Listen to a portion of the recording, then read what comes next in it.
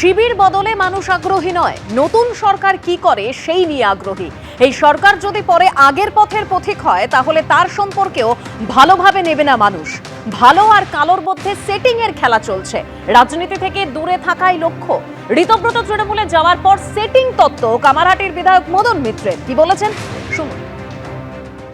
যে মদন মিত্র ঠিক গতকাল এই সময় ইডি জিজ্ঞাসাবাদের মুখোমুখি হয়েছেন, টানা 8 ঘন্টা কাটিয়েছেন, দুর্নীতির অভিযোগে তাকে তলব করা হয়েছিল। শুধু তাই নয়, তার পরিবারের প্রত্যেকে।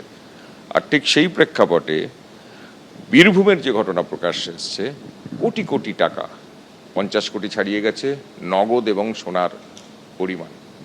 মদনদা, আপনার দুর্নীতির অভিযোগে আপনাকে ইডি ডেকে পাঠাচ্ছে। বীরভূমে কোটি কোটি টাকা নগদ, সোনার তাল, পার্থ চট্টোপাধ্যায়ের বান্ধবীর বাড়িতে যা পাওয়া গিয়েছিল তাকেও প্রায় ছাপিয়ে যাচ্ছে। কি চলছে রাজনীতিতে?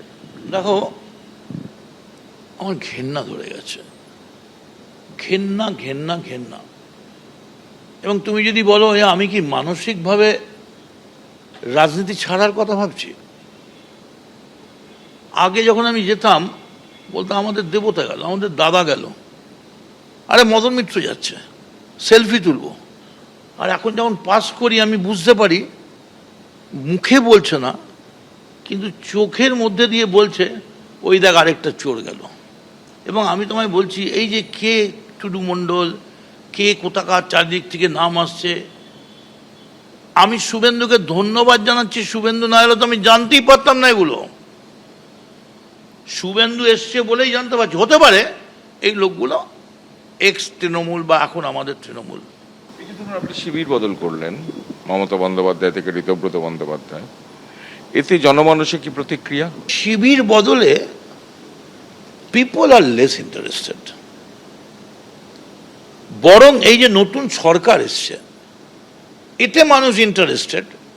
দেখি না, 15 বছর তো মমতা বন্দ্যোপাধ্যায় ছিল, এই সরকার মাত্র 2 মাস এসছে, তারা বলছে কাজ করে, একটা ভালো করে সুযোগ দিই, সেইটা কিন্তু মানুষ নজর করছে। আবার এই সরকারও যদি দেখা যায় একই পথের পথিক হয়ে যাচ্ছে, তখন মানুষ তাদের সম্বন্ধে আর ভালোভাবে নেবে না।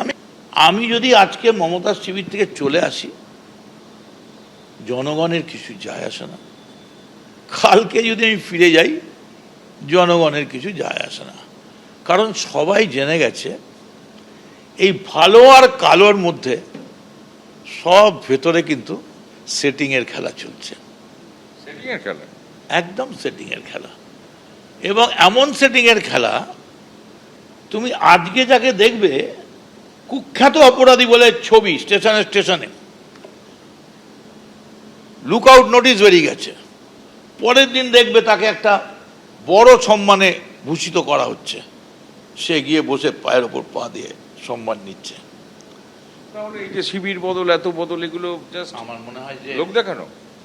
আমি সত্যি কথা বলছি যে এই শিবির বদল করার পরে আমরা কেন বদল করেছিলাম, যে মমতা বন্দ্যোপাধ্যায়ের একটা ন্যূনতম কি বলবো, দুঃখ হোক, আক্ষেপ হোক, যে কেন আমার পুরনো লোকগুলো চলে যাচ্ছে, যারা আমায় দেখলে ভগবান বলে মনে করতো, তারা কেন আজকে আমার সাথে থাকছে না। তাতে দেখলাম যথা পূর্বম তথা পরম, কোনো বদল নেই, বরং ঔদ্ধত্য প্রতিদিন বাড়ছে। আগে আমাদের গালাগাল দিত, এখন দেশের স্বরাষ্ট্রমন্ত্রীকে তুইতকারী করে গালাগাল দিচ্ছে, দেখে নেবো বলছে। এইটা সৌজন্য, এটা বাংলার অস্মিতা নয়। এটা যদি সেটিং হয়, আপনার ভবিষ্যৎ কি? মারা যাব, পাশের বাড়ির লোকটাও মুখ বাড়িয়ে জানতে আসবে না, একটা রজনীগন্ধাও দিতে আসবে না। তার কারণ কি করেছেন আপনি? আপনি জনগণের থেকে চুরি করেছেন, আপনি চোর। এবিপি আনন্দ, এগিয়ে থাকে, এগিয়ে রাখে।